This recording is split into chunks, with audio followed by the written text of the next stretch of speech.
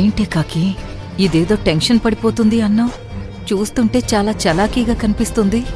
அதுதான் எனக்கு புரியல அண்ணி.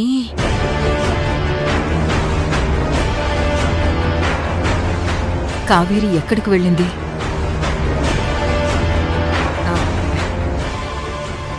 మీరు మాట్లాడుతూ ఉండండి, నేనిప్పుడే వస్తాను. అలాగే అమ్మా.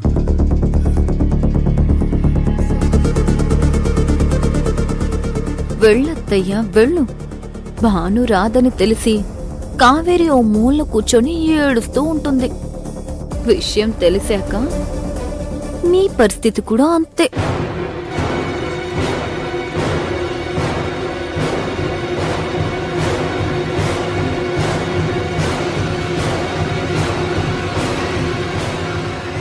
శివగారు ఎలాగైనా భానుని తీసుకుని శివపురం వెళ్ళాలి. మా వల్ల తను ఆగిపోకూడదు. ఏదో ఒకటి చేయాలి.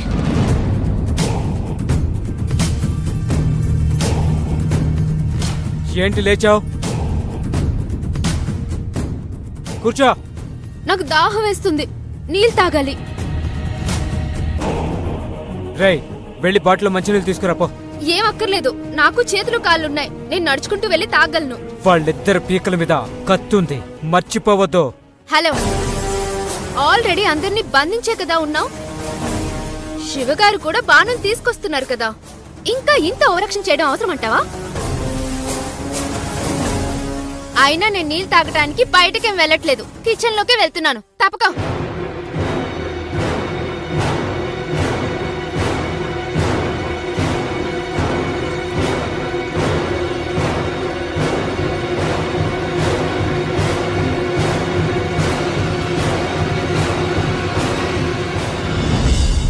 రా త్వరగా.